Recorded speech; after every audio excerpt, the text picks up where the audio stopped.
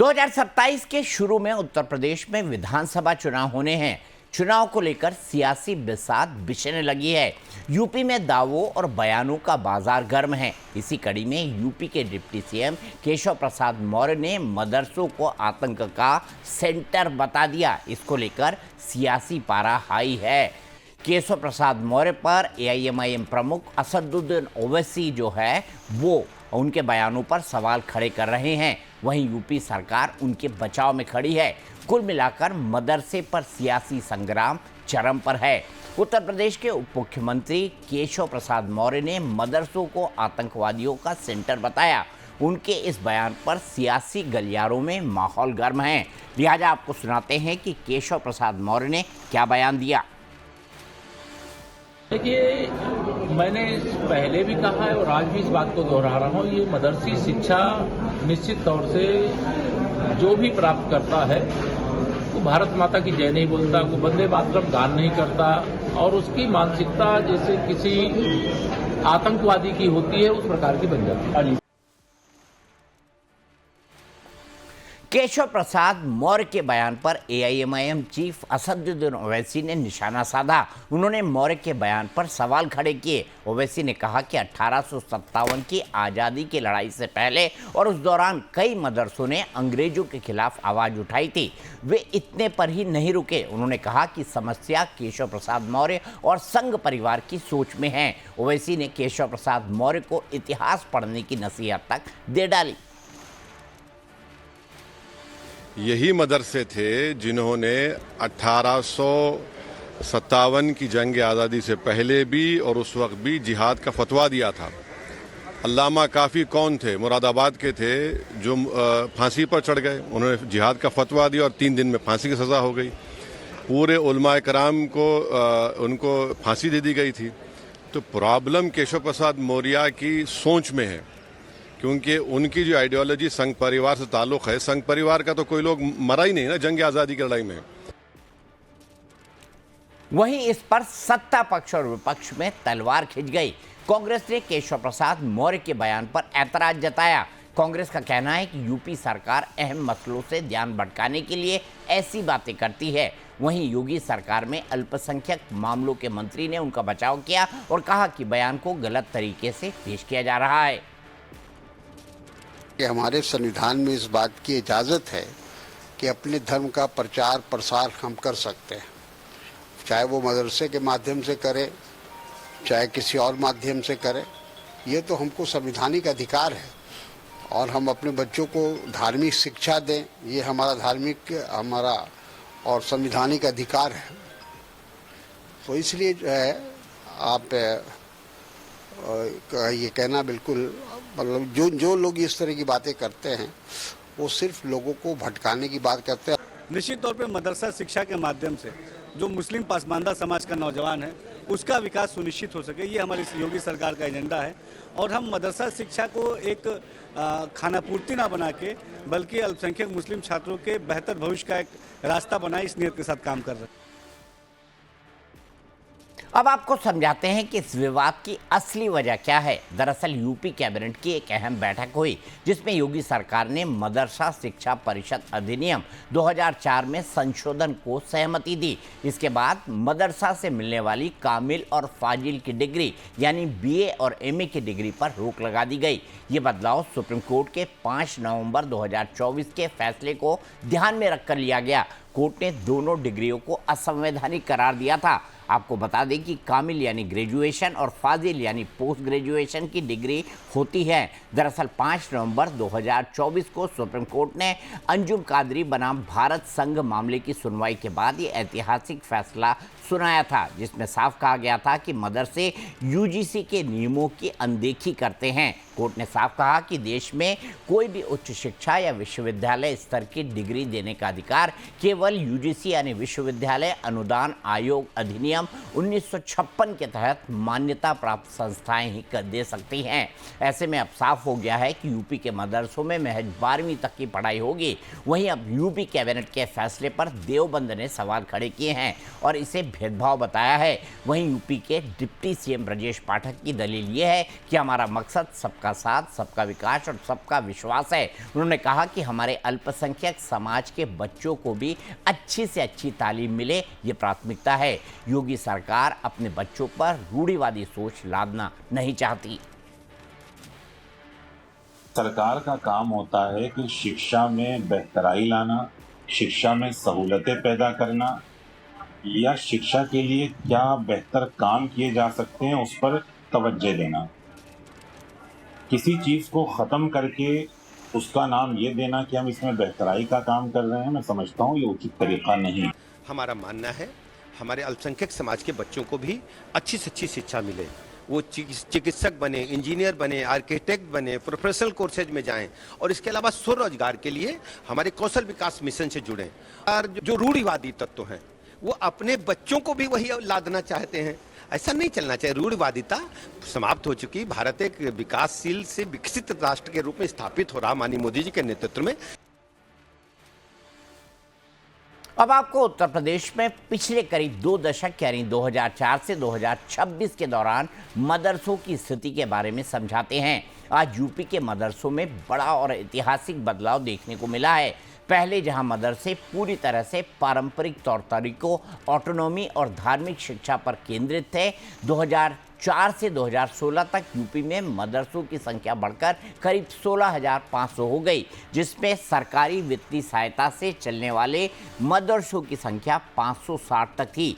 2004 में उत्तर प्रदेश मदरसा शिक्षा परिषद अधिनियम लाया गया। उस वक्त मुलायम सिंह यादव राज्य के मुख्यमंत्री थे। वहीं 2017 में मदरसों में भारी बदलाव आया। आज मदरसे सरकारी नियंत्रण में हैं। एनसीईआरटी के सिलेबस और कानूनी सुधारों के दौर से गुजर रहे हैं। वहीं 2022 में राज्य सरकार ने गैर मान्यता प्राप्त मदरसों का सर्वे कराया, जिसमें सामने आया कि 8,500 मदरसे बिना किसी मान्यता के चल रहे हैं, जिसके बाद योगी सरकार ने अवैध मदरसों के खिलाफ कार्रवाई की। लिहाजा मदरसा 2027 के यूपी विधानसभा चुनाव में बड़ा मुद्दा बन सकता है।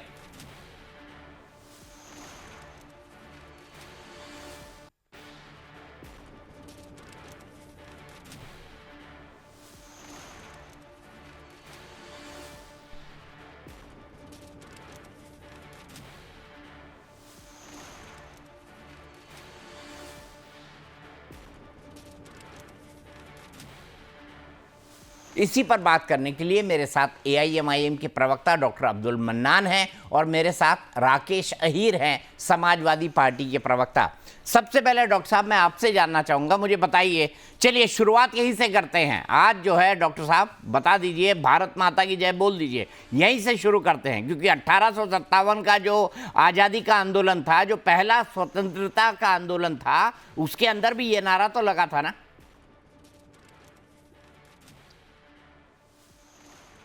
सारे जहां से अच्छा हिंदुस्तान हमारा। अरे डॉक्टर साहब भारत माता की जय बोलिए ना। मजहब नहीं सिखाता आपस में वेर रखना, हिंदी है हम वतन है हिंदुस्तान हमारा। जय हिंद। भारत माता की जय बोल दीजिए ना सर, क्या दिक्कत है भाई? आजादी के आंदोलन में तो भारत माता की जय, वंदे मातरम, इंकलाब जिंदाबाद, ये सब नारे लगते ही थे। इंकलाब जिंदाबाद, इंकलाब। अच्छा तो नारे भी आप सेलेक्टिव बोलेंगे, देश के बारे में नारे भी सेलेक्टिव बोलेंगे। जो आज तक इनकलाब के नाम पर चल रहा है, इनकलाब जिंदाबाद का नारा दिया था और कहा गया था सारे जहां से अच्छा हिंदुस्तान हमारा। हम यही तो बोल रहा हूँ डॉक्टर साहब, तो भारत माता की जय भी बोल दीजिए ना, क्या दिक्कत है? हमारे मुंह में क्यों डालना चाहते हो? आप अपनी जबान हमारे मुंह में क्यों डालना चाहते हो भाई? अरे आप जो बोले मैं वो नारा लगा दूंगा। देश की जय हिंद, देश के प्रति प्यार जताना, देश के प्रति सम्मान जताना, देश के प्रति जय जयकार करना, ये कंडीशनल थोड़ी हो सकता है सर। जो धरती आपको जन्म देती है उसकी जय के नारे लगाना या उसके बारे में अच्छी बातें करना, ये तो आपका कर्तव्य है, ये आपका फर्ज है। अगर आप इस देश से प्यार करते हैं तो भारत माता की जय बोलने में कोई दिक्कत नहीं होना चाहिए ना। आप अगर हम अपने बाप को अब्बू कहते हैं तो आप कहोगे कि आप पिताजी कहो, हम क्यों कहें पिताजी? तो हम भारत अब्बू ही अम्मी की कहेंगे। जय बोल दीजिए। भारत तो माता की जय हम मत अब्बू बोलिए, कहेंगे। भारत हम अम्मी तो की कह रहे जय हैं बोल जय हिंद। दीजिए। हम तो कह रहे हैं जय हिंद। नहीं मैं आपको कह जय रहा हूँ हिंद ना, से क्या आपने कहा परेशानी अब्बू है? अम्मी, सुभाष चंद्र बोस से आपने आपको कहा क्या अब्बू परेशानी है? पिताजी, पिताजी मत बोलिए, आपको क्या माता मत परेशानी बोलिए, जय हिंद से? भारत अम्मी की जय बोल दीपक दीजिए। चौरसिया जी, आपको जय हिंद से क्या परेशानी है? नहीं मुझे कोई परेशानी जय नहीं है, हिंद से मैं तो आपको कह क्या रहा हूँ परेशानी? देश से प्यार कंडीशनल थोड़ी हो सकता है। देश से प्यार करने के लिए नीचे लिखेंगे नहीं, क्या शर्तें लागू? आप अपना तरीका बताओगे ना, हम अपने तरीके से देश से प्यार करते हैं। अरे देश के और आप प्रति तो- प्यार तो अनकंडीशनल होगा भाई। हम अपने उसके तरीके लिए से देश से प्यार अरे करते हैं। डॉक्टर हम साहब आपके फिर तरीके से वही नहीं बात देश पूछ से रहा हूँ प्यार आपसे। करेंगे। देश क्योंकि के बहुत प्रति सारे प्रेम लोग तो कंडीशनल देशभक्त थोड़ी बने ना बैठे हैं, होगा, अंग्रेजों की उसके साथ गुलामी कर शर्तें रहे थोड़ी थे, लागू अंग्रेजों की होंगी। दलाली कर रहे थे, वो आज देशभक्त बने हुए हैं। और जो लोग जो है मदरसों से पढ़कर, जिन मदरसों ने 1857 में जो है आंदोलन में भाग लिया और 56,000 आलिमों का गर्दन कत्ल कर दिया गया, उनके ऊपर आज उंगली उठाई जा रही अरे है। अब्दुल मन्नान कैसी साहब बात आप कर भाषण रहे आप हैं? दे रहे हैं पर इन्हीं मुद्दे मदरसों की बात नहीं कर रहे हैं भाई। इन्हीं वंदे मदरसों से मातरम गाया जाता था ना आजादी जी। के आंदोलन में, गाया जाता था कि नहीं गाया जाता था बताइए? अरे तो सारे जहां से अच्छा हिंदुस्तान हमारा अरे है। भाई हम क्या वंदे बंकिम मातरम चंद्र गाया चटर्जी के जाता जबान में था। बोलेंगे डॉक्टर क्या? अब्दुल मन्नान साहब आप बताइए क्या हाँ या चाहते हो ना? कि हम 1905 हम में अपनी जब जबान बंग में भंग भारत हुआ माता, था और हम पूरे अपनी देश जबान ने में एकजुट भारत होकर को अंग्रेजों को जिंदाबाद कहेंगे। हम बंगाल बंकिम के चंद्र दो चटर्जी पार्ट के करने जबान से में नहीं रोका कहेंगे था। दीपक तो चौरसिया वंदे जी। मातरम सबसे प्रमुख आप गीत था चाहो ना। कि हम बंकिम डॉक्टर चंद्र अब्दुल चटर्जी मन्नान के जबान बताइए। में बोले तो हम नहीं बोलेंगे। आप हमसे कुछ भी बोलवाना चाहो हम नहीं बोलेंगे। आप चाहते हो कि बंकिम चंद्र चटर्जी के जबान में हम बोले, हम नहीं बोलेंगे। हम तो अल्लामा इकबाल के जबान में बोलेंगे कि अरे सारे भाई जहां से अच्छा 1905 में हिंदुस्तान हमारा। मुसलमान तो गाते हम थे ना, बोलेंगे सुभाष यहाँ चंद्र पर भी बोस के आपने जबान हिंदू में जय मुसलमान हिंद। कर दिया। हम बोलेंगे यहाँ पे हज़रत भी आप मोहानी के अल्लामा इकबाल की जबान बात में कर रहे हैं। इनकलाब वही इकबाल जिंदाबाद। ना, वही इकबाल जो पाकिस्तान चला गया, जिसने पाकिस्तान बनाने के लिए ना कितनी क्या ना चला गया, जाने चला गया, कितने कह तमीज़ जो से बात है करो। वो जलसे किए, एक आदमी जो कितनी स्पीचेस दी, शायर सबको पता है ना अल्लामा इकबाल के बारे में। शायर मशरिक हैं जो, उनके बारे में ऐसी बातें करने में शर्म नहीं आती आपको? पाकिस्तान गए थे ना अल्लामा इकबाल, गए थे कि नहीं गए थे? तो चले गए तो क्या मुसलमानों के लिए अलग हो देश सकता है? मांगा ना इससे क्या उन्होंने। हुआ? उनकी तारीफ में उसके उनके क्या गाने हुआ? आप बहुत गा सारे रहे हैं, शायद बहुत लेकिन सारे भारत लोग माता गए की हैं। जय नहीं बोलेंगे। हम यहाँ हैं, हम कह रहे हैं सारे जहां से अच्छा हिंदुस्तान हमारा। आपको क्या परेशानी है इसमें? डॉक्टर साहब फिर हम वही बात बंकिम कर रहे चंद्र हैं आप। चटर्जी के जबान में बोलेंगे, देश का हम प्यार RSS क्या के जबान में कंडीशनल होता बोलेंगे। है आप क्या कि चाह रहे हो? बंकिम चंद्र जी ने वंदे मातरम आप गिना क्या है, चाहते हो? हिंदू आप है, अपना- बंगाली अपना है, आइडियोलॉजी हम नहीं हमारे ऊपर गाएंगे। थोपना चाहते हो चौरसिया जी? ये नहीं चलेगा, ये नहीं चलेगा। जब तक इस देश का संविधान है तब से आप जैसे संविधान विरोधियों को डॉक्टर जो भी करना चाहो कुछ कर नहीं पाओगे। डॉक्टर साहब यही तो मैं कह भारत रहा का हूँ। संविधान जो है देश के हमारे पक्ष में खड़ा रमनीश्वर हुआ। जी बताइए, क्या देश के प्रति प्यार कंडीशनल होगा? क्या देश को प्यार करने के लिए AIMIM या डॉक्टर अब्दुल मन्नान नीचे लिखेंगे कि भाई शर्तें लागू, यही नारे लगाऊंगा देश के सम्मान में, यही गाना गाऊंगा देश के सम्मान में? गाना भी वो किसका गा रहे हैं? अल्लामा इकबाल का, जिसने पाकिस्तान बनवाने में हम अपने महत्वपूर्ण जबान में भूमिका गाएंगे, निभाई बंकिम और जो चंद्र चटर्जी के पाकिस्तान चला जबान में गया। थोड़े गाएंगे। दीपक जी, सबसे पहले आपको नमस्कार और आपके सभी दर्शकों को नमस्कार। दीपक जी, ये मात्र ऐसा मुल्क है हमारा भारत जिसमें हम सर्व धर्म समभाव की बात करते हैं, वसुदेव कुटुंबकम की बात तो करते हैं, लेकिन इस धार्मिक जो आजादी और स्वतंत्रता जो कि हमें संविधान भी देता है, लेकिन इसके आड़ में आप देखें जो यहाँ के देश के मुसलमान, एक बहुत बड़ी आबादी जिसको हम अल्पसंख्यक नहीं मानते हैं, क्योंकि 30% कहीं कहीं आबादी मैं देखता हूँ, किसी कहीं कहीं 70% इनकी आबादी है। टोटल देखा जाए तो 22% आबादी, और इस आबादी में बहुत सारे ऐसा एक तबका है जो कि अपने आप को अभी भी मानता है कि इनका जो दिल है वो पाकिस्तान में बसता है। आप जिस तरह की बातें वंदे मातरम या मादरे वतन जब ये कहते हैं, तो ये मादरे वतन का कहें या वंदे मातरम आप कहें, लेकिन आप जिस धरती पे रहते हैं, जिस देश में रहते हैं, उसके प्रति भी आप नमन नहीं कर सकते हैं, उसके प्रति भी आप धन्यवाद ज्ञापित नहीं कर सकते हैं। तो कहीं ना कहीं शक तो होता ही है, और शक संदेश यही होता है कि इनका देश के प्रति कितना ज्यादा प्रेम है, और ये समय समय पे जागृत होता रहता है। जैसे कि आप देखें कि जिस तरह से ऑल इंडिया मजलिस इत्तेहादुल मुस्लिमीन के जो नायक हैं अभी, असदुद्दीन ओवैसी, जब वो जय फिलिस्तीन के नारे लगाते हैं, जहां भारत माता की जय बोलना चाहिए वहां पे फिलिस्तीन के नारे लगाते हैं।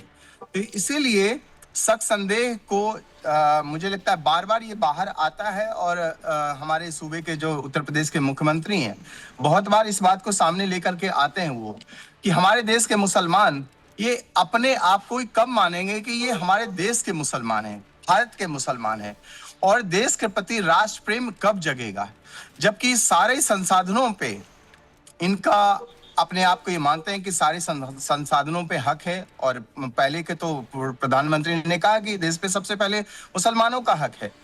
लेकिन जिस तरह से मुझे लगता है कि आज एक, चाहे हम मोहम्मद अली जिन्ना की बात करें, चाहे हम मुस्लिम लीग आज भी केरला में जो है बहुत रूप में सक्रिय है, ऐसे ऐसे बहुत सारे ऐसे सबूत और प्रमाण के रूप में जब देता है ये, और जिसमें आरएसएस को आप क्या कहते हैं हमेशा गाली देने का काम करते हैं, अपमान करने का काम करते हैं, जबकि आरएसएस एक सांस्कृतिक संगठन है जो कि हमेशा राष्ट्र के प्रति, राष्ट्र के एकता में, संपूर्ण प्रभुता में शांति सद्भाव बनाने के लिए हमेशा से प्रतिबद्ध और कटिबद्ध रहता है।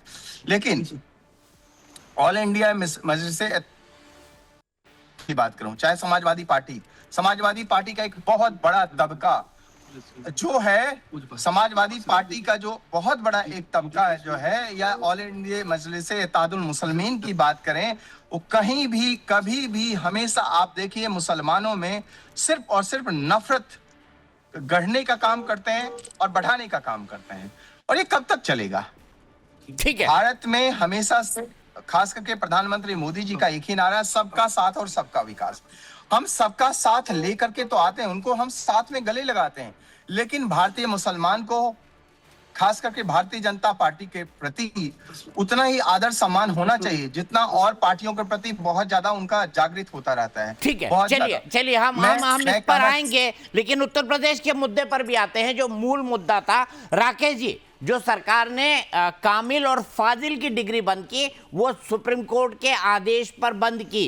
क्या आपको भी लगता है कि सरकार मदरसों के साथ भेदभाव कर रही है? और क्या आप एग्री करते हैं कि भाई जो ओवैसी ने कहा कि भाई 1857 का स्वतंत्रता संग्राम, उसमें मदरसे इन्वॉल्व थे, हमने उससे इनकार नहीं किया, ना किसी ने उससे इनकार किया, लेकिन क्या ओवैसी के इस बयान को आप का समर्थन करते हैं?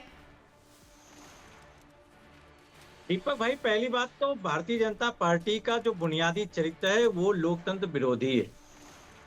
अभी आपने जब इंट्रो में बयान सुना रहे थे डिप्टी सीएम का, तो हमने देखा कि वो कह रहे थे कि मदरसों में आतंकवादी हैं।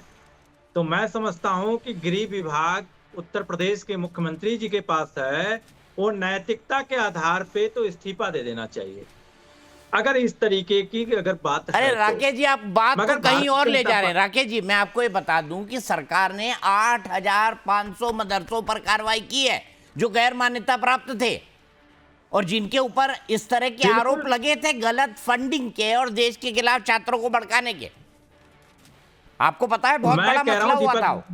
नहीं दीपक भाई, मैं कह रहा हूं कि अगर गैर मान्यता मदरसे भी चलाए जा रहे हैं, उस पर कार्रवाई हो रही है, तो गैर मान्यता जो संचालन स्कूल प्राइवेट हो रहे हैं उत्तर प्रदेश में, उस पर भी कार्रवाई होनी चाहिए। कार्रवाई सब पे होनी चाहिए, क्योंकि शिक्षा सबको मिलने का अधिकार संविधान में मिल रहा है। किसी के साथ भेदभाव नहीं होना चाहिए, सबकी डिग्रियां और सबकी मान्यताएं दोनों बेहतर होनी चाहिए। तो सरकार अपनी रवैया और अपने नजरिया दोनों को ठीक करके कार्रवाई करे तो ये लगे कि चलिए बिल्कुल एक तरफा कार्रवाई नहीं है। मगर जब सरकार एक तरफा कार्रवाई करती है, तब लगता है कि सरकार सिर्फ मुद्दों को भटकाने के लिए मदरसों पे कार्रवाई कर रही है। नहीं, और किस पे कार्रवाई होनी चाहिए बताइए ना जी, और किस पे कार्रवाई होनी चाहिए? हम तो कह रहे हैं कि दावे के साथ कह रहे हैं, आपके इतने बड़े चैनल के शो पे कह रहे हैं कि निजी स्कूल बगैर मान्यता के चलाए जा रहे हैं उत्तर प्रदेश में, और धड़ल्ले से चलाए जा रहे हैं। अरे बिना मान्यता प्राप्त होंगे तो सर वो उनको डिग्री नहीं मिलेगी, कैसी बात करते हैं उत्तर प्रदेश का कोई अधिकारी नहीं लिया। अगर गैर मान्यता प्राप्त स्कूल होंगे तो वो अब परीक्षाएं नहीं कंडक्ट करा सकते, उनको 8वीं 10वीं बोर्ड 12वीं इंटर उसकी डिग्री नहीं मिलेगी। आरोप भी तो ढंग से लगाइए राकेश जी। नहीं, मैं आपको एक उदाहरण के साथ कह रहा हूं। AKS एकेडमी है जौनपुर में, जो बगैर मान्यता का कक्षा 9 कक्षा 10वीं की संचालन कर रहा है। अधिकारियों की शिकायत के बावजूद भी उस पर कार्रवाई नहीं हुई। तो आप समझ लीजिए कि वो बच्चों के भविष्य के साथ किस तरीके से खिलवाड़ कर रहा है। उसकी डिग्री कहां से देगा, एग्जाम कहां से कराएगा।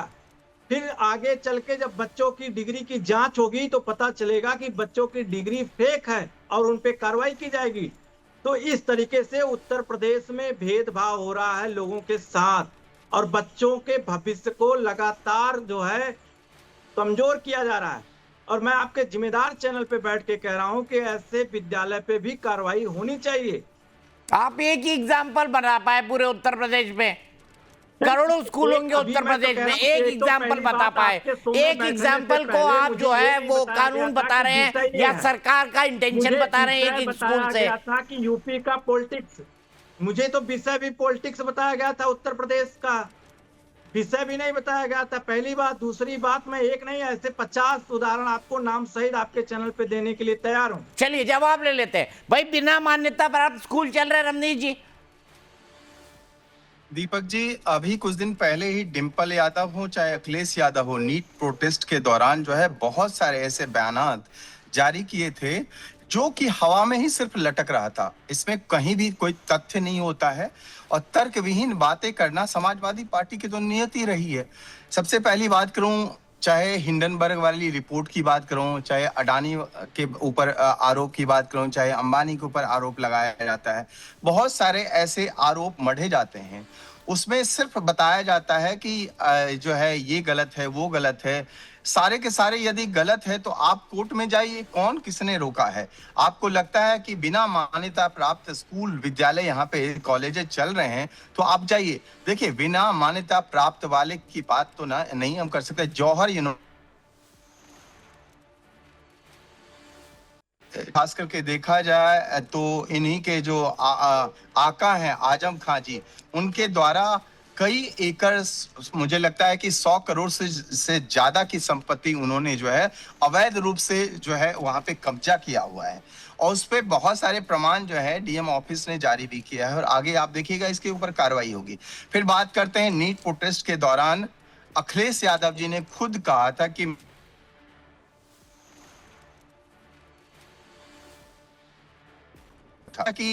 खुद अखिलेश यादव